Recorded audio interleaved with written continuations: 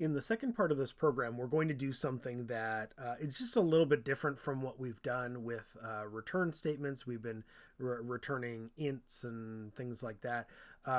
So anyway, what we want to do is we want to start our proper race. So this is pretty much going to go until one of the horses gets to position 10. So we'll put a do loop here. And we'll keep this going while h1 is less than 10 and h2 is less than 10, and h3 is less than 10. So we'll do it that way. Now what we have to do is we have to, every round of the loop, we have to check to see if the horse moved forward. So we've got a probability kind of based on the proficiency that we set above, whether or not they're going to move. Now we need a kind of a mechanism to do that. So here's how this is going to go. We're going to use an if statement. So we're going to use the result of a function in our if statement, and we're actually going to make it a Boolean result. So Booleans, again, are true or false. So what we're going to check is we're going to check to see if horse move based on proficiency 1 is a true statement. So if that is the case, then h1 will move forward, so h1 plus plus. So let's go write this function. This is, again, right above int main. Generally, I like to keep my functions in order that I create them. Just makes them slightly easier to find, although sometimes there isn't really a good method. Okay, so when we're writing, so again, this is going to be acting like a Boolean variable. So when we are writing a function that is returning a Boolean, remember that the type is always the type of data it's returning. We're going to start it with bool. So for Boolean, and we're going to call it horse move.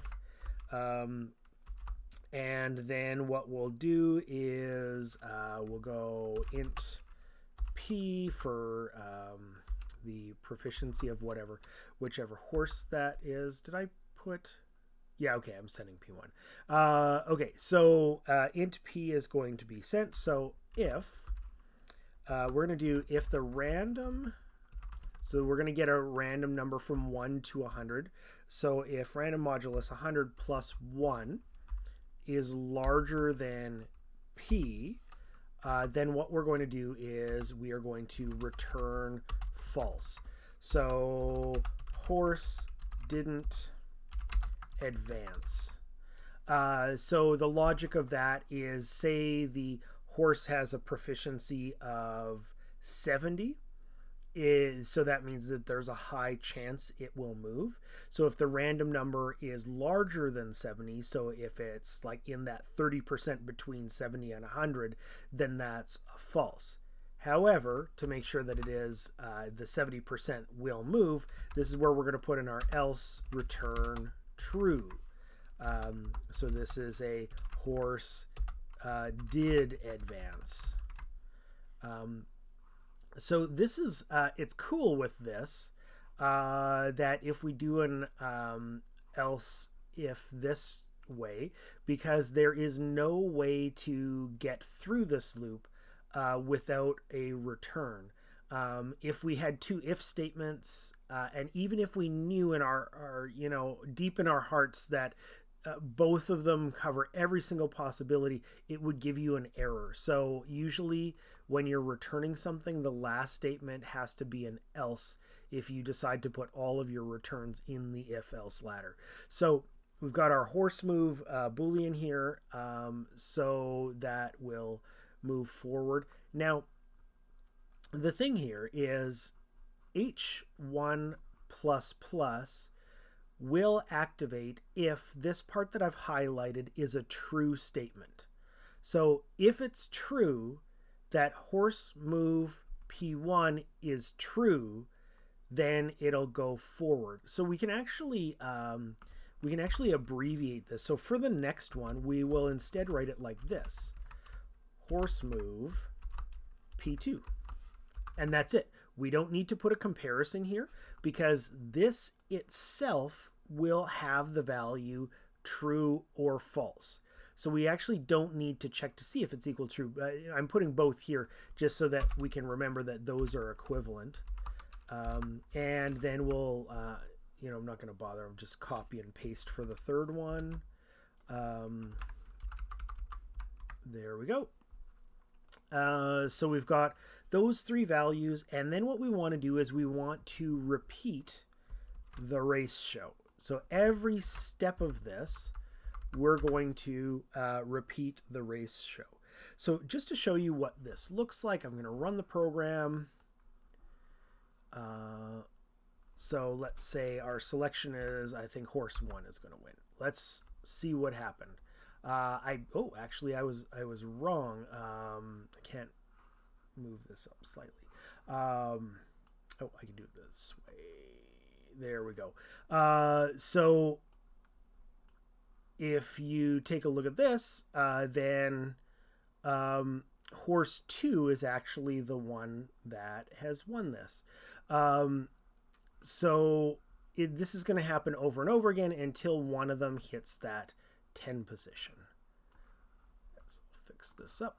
All right. So now what we've got to do is we've got to incorporate our telling the user that they won and assigning them a score. So what we're going to do is we're going to do a score gets the value of score plus, and then we're going to put the result of a function here. Now this one is going to have a long declaration because usually when you're making a real program, your functions don't receive like 1, 2, or 3 pieces of data. They receive like a ton of stuff. So we're going to need to send this one, H1, H2, H3, P1, P2, P3, as well as the user's pick to see if they were correct or not. And then after this is done, we're going to see out their current score. There we go. Let's go up and create this function. So again, above int main. So int result, because we're returning an integer. So now this is the annoying thing, is that we have to put the type for everything. So int h1, int h2. Sometimes if you're going to keep the names and you want to remember the order of them, it can be useful to do a copy and paste. So that's what I'm going to do here. I'm going to copy this and paste it up into the result section. Now, very commonly when people do this, they'll forget to put the types on them. So now all I have to do is put the types on. So int, int, int, int. I would love it if you could just somehow put the type and then list all the variables of that type, but that's not how it works. Okay. So there, we've got everything being passed, and I know I didn't make a mistake because I copied and pasted from the lower section. So what we're going to do here, we're going to figure out their score. So we'll have their score. We'll start it off at 0. So potentially, when we're done, the score will still be 0 if they weren't correct. So at the end, we're going to return score. And then in between here, if they were correct, we're going to give them some amount of points.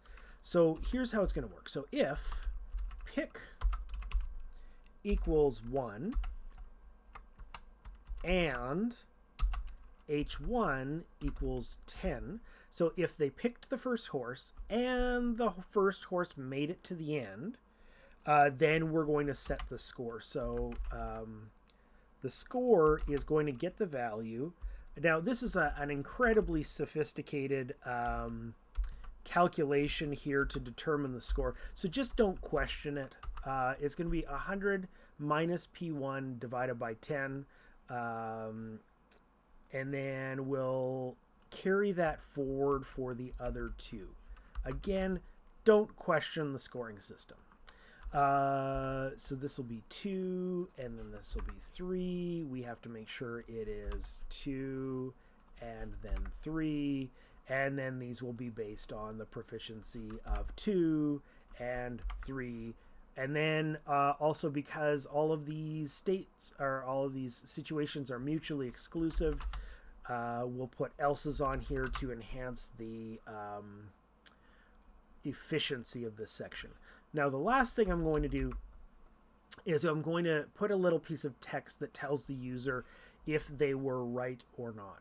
So no matter what, I'm going to tell the user right no matter which one of these they activated. So I don't want to have to repeat the code for each of them. So that's why I'm going to do it down here.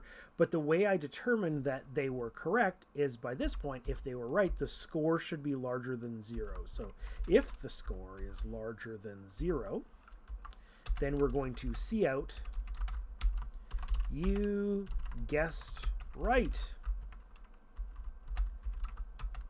So we'll put the score here. So score amount of points added. End out. And then what we're going to do is otherwise we're going to see out you guessed wrong. And then we'll do an end L. There we go. So it's going to do that. So if you think about it, it's going to calculate the score, return it to the main program here, and then if they were correct, it'll add it onto their score. So you could easily see that this could be thrown into a loop, and then this whole process keeps going. Like maybe I want to keep going until they get to 100 points, something like that. But either way, this goes through some different uses of functions. We